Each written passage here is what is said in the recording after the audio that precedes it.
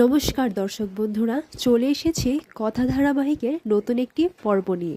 আজকের পর্বতে আপনারা সবাই দেখতে পাবেন কথা মনে মনে এটাই ভাবতে লাগে যে পাচক মশাই, আপনি আমার উপর রাগ করে কালকে ম্যান্ডির সাথে আপনি সময় কাটিয়েছেন। আমার উপর আপনার এত রাগ। কালকে যখন গ্র্যাজুয়েশন ডেতে আমি আপনাকে এত করে কাছে চাইলাম, কিন্তু তাও আপনি থাকলেন না। আমি তো আপনাকে অবিশ্বাস করতে চাইছি না, কিন্তু কাল রাতে তো মান্টুবে আপনার সাথে ছিল, এটা তো সত্যি। এখন তো স্বপন স্যার এই বাড়িতে চলে এসেছি, তার মানে মান্ডবী স্বপন স্যারকে বোঝাতে সক্ষম হয়েছে। এরপর অনিকেত বলে, আচ্ছা ম্যাডির মাথাটা কি পুরো খারাপ হয়ে গেছে? তখন অগ্নি বলে, আমি জাস্ট জানি না। তখন ছোটকা বলে, অগ্নি জানি না বললেই তো হবে না, এটা নিয়ে তো একটা বড় সমস্যা হতে চলেছে। এরপর তো এটা নিয়ে আইনি ব্যবস্থাও হতে পারে। এরপর প্র্যাটি বলে, হ্যাঁ আমরা তো সবাই জানি প্রথম বিয়ে থাকাকালীন দ্বিতীয় বিয়ে করাটা আইনিভাবে অপরাধ, আর এখানে আমাদের কথার হেল্প লাগবে। এটা শুনে কথা বলে, প্রত্যয়দা এসবের মধ্যে আমাকে প্লিজ টেনো না। এটা শুনেই অর্ণা বলে, টেনো না মানে? যতবার বিগ ব্রো তোমার হেল্পের দরকার পড়েছে ততবারই তুমি পিছু হয়েছো, বিগ ব্রোকে লেজে টানিয়েছো। তখন অগ্নি বলে, প্লিজ আমার কারোর প্রয়োজনই নেই, যখন আমি কিছু করেই নি তাহলে আমার কেন হেল্প লাগবে? তখন কথা বলে, অনিকেত দা ওনাকে বলে দাও যে মুখে বললেই সব কিছু সত্যি হয়ে যায় না, উনি যে এই কাজটা করেননি সেটা ওনার প্রমাণ করতে হবে। অগ্নি তো এটা শুনে আরও রেগে যায়, তখন বলে, আমি যখন কোনো ভুল করিনি তাহলে আমার কোনো দরকার নেই কিছু প্রমাণ করার।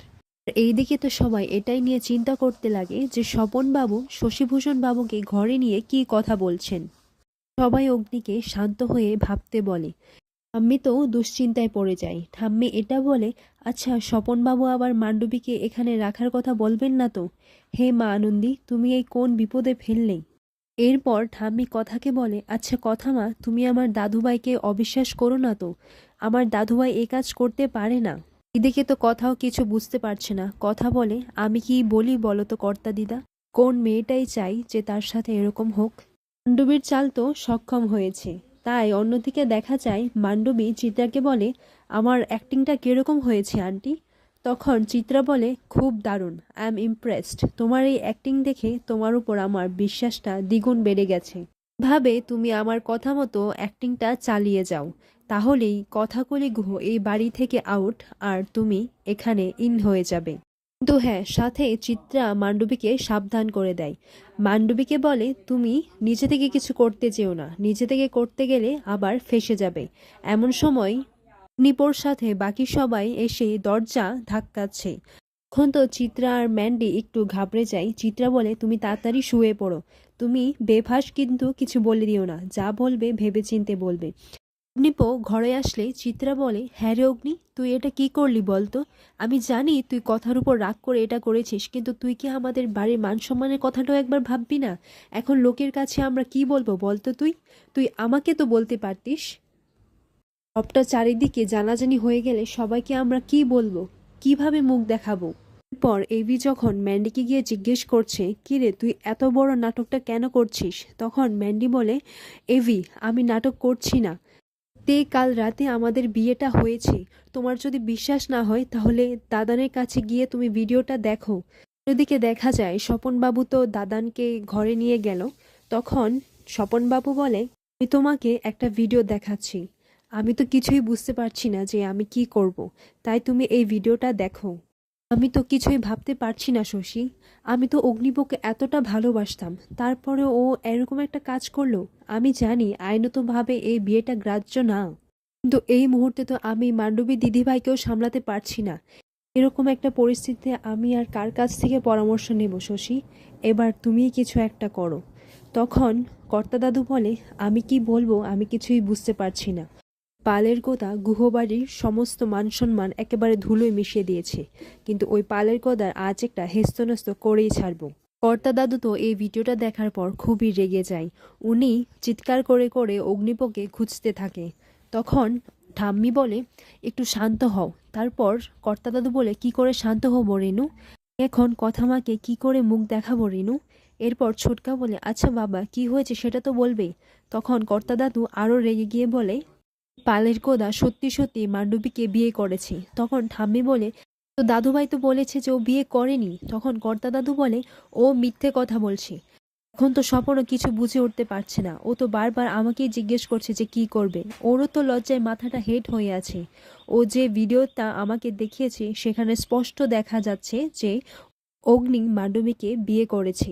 এরপর অগ্নি আসতেই কর্তা দাদু বলে এসো এসো আমার গুণধর নাতি এসো, তুমি খুব মহান কাজ করেছো। অবশ্য এর থেকে বেশি আর তোমার কাছ থেকে আমি কী বা আশা করব। তখন আবার অগ্নি বলে আমি তো বলেইছি আমি বিয়েটা করিনি।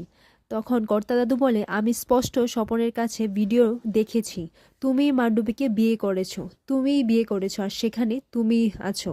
শুনে তো অগ্নি অবাক হয়ে যায়, হোয়াট, ছবি কোত্থেকে আসবে?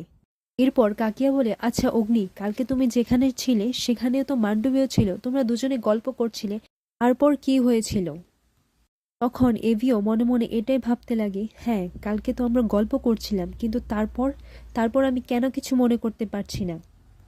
এরই মধ্যে আবার চিত্রও চলে আসে। চিত্রা এসে বলে বাবা আমার অপরাধ নেবেন না, এই ব্যাপারটা কিন্তু বাড়ির বাইরে যেতে দেওয়া চলবে না। এটা শুনে জুনি বলে কি রে, বাড়ির বাইরে যেতে দেওয়া যাবে না মানে? তাহলে কি মান্ডবী এখানেই থাকবে? তখন কথা বলে আমি সত্যি কিছু জানি না রে জুনি। এরপর অগ্নিপা বলে স্বপন স্যার এক্ষুনি ম্যান্ডিকে নিয়ে এখান থেকে চলে যাবে। এরপর কর্তা দাদু বলে তুমি এইভাবে স্বপনের সাথে কথা বলার সাহস পেলে থেকে? তোমার এত বড় আস্পর্ধা, বেয়াদ্দব ছেলে কোথাকার। পর কর্তা দাদু নিজের রাগকে আর সামলাতে পারল না। রাগ সামলাতে না পারে কর্তা দাদু অগ্নির উপর হাত তুলতে গেল, আর তখনই ঠাম্মি এসে আটকিয়ে দিল। এটা দেখার পর অগ্নিপর মনেই খুব আঘাত লাগে। তখন অগ্নি বলে আমার উপর শাসন করার অধিকার শুধু এই বাড়িতে একজনের ছিল, সেটা আমার মায়ের, আর তিনি আজকে এই বাড়িতে নেই। তখন কথা মনে মনে ভাবতে লাগে কর্তা দাদু কোন ভিডিওর জোরে এত কিছু বলছেন, আমাকে এই ভিডিওটা দেখতে হবে, ভিডিওটা না দেখলে যে আমি কিছুই বুঝতে পারবো না। পর অগ্নি সেখান থেকে চলে যায়। অগ্নি চলে যাওয়ার পর কর্তা দাদু বলে তুমি আমাকে থামালে কেন রেনু?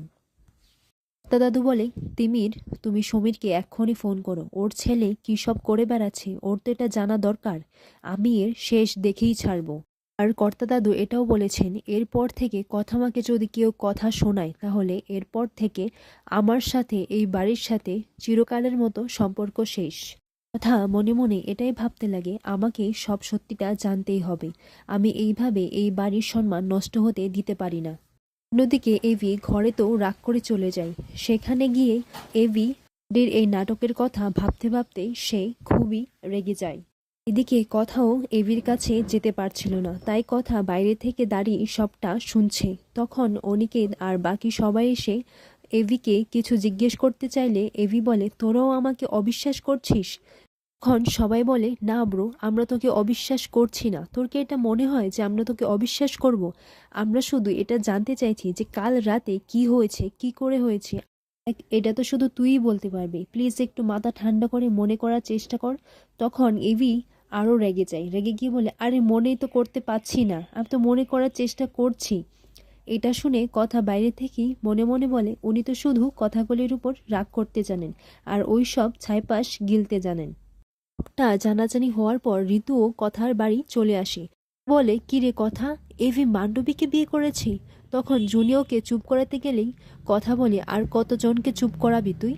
খুব ভালো করেই বুঝতে পারছি যে মান্ডবী খুব বড়সড় একটা ষড়যন্ত্র করেছে, কিন্তু কি করেছে সেটাই তো বুঝতে পারছি না। তার আগে আমাদের সবটা জানতে হবে।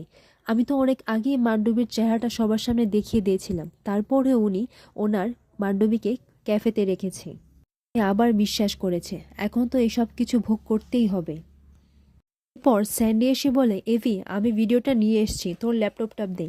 তখন সবাই ল্যাপটপে সেই ভিডিওটা প্লে করলে সবাই দেখতে পারে যে হ্যাঁ সত্যিই এভি মান্ডবীকে বিয়ে করেছে। ভিডিওটি এরকমই দেখা যাচ্ছে যে মান্ডবীর ইচ্ছের বিরুদ্ধে গিয়ে এভি মান্ডবীকে বিয়ে করছে। তা দেখে এভি আর বাকি সবাই তো একদম চমকে যায়। তখন প্রিয়র্ণা বলে হ্যাঁ রে ব্রো, এটা তো তুই ভিডিওর মধ্যে বিয়ে করছিস মান্ডবীকে, তাও আবার হেসে হেসে। তখন অনিকেত বলে কই দেখি, আমার বিশ্বাস হচ্ছে না। তখন অনিকেতও ভিডিওটি দেখে, আর বাইরে থেকে কোথাও এই ভিডিওটা দেখতে পায়। ভিডিওটা দেখার পর তো অগ্নি নিজেকে সামলাতে পারে না। এরপর অনিকেত কথাকে বলে, কথা তুমি ঘরে আসো। দেখো সত্যি আমার এখনো বিশ্বাস হয় না যে ব্রো এরকম কাজ করেছে। তোমার যদি কিছু বলার থাকে তাহলে তুমি বলো। এটা শুনে অগ্নি বলে, ওর আর কি বলার আছে, আমি জানি সবাই আমাকে অবিশ্বাস করছে, তোরাও করছিস, আরও বেশি করে কর, কারণ আমার কাছে নিজেকে নির্দোষ প্রমাণ করার মতো কোনো কিছুই নেই। আর কি করে নিজেকে নির্দোষ প্রমাণ করব সেটাও ভেবে উঠতে পারছি না। এই ভিডিওতে যা যা দেখানো হয়েছে তার মধ্যে কি হয়েছে, কি করে হয়েছে সেটা আমার কিছুই মনে নেই। আমি সম্পূর্ণ নির্দোষ, কিন্তু আমি জানি তোরা কেউ আমাকে বিশ্বাস করছিস না।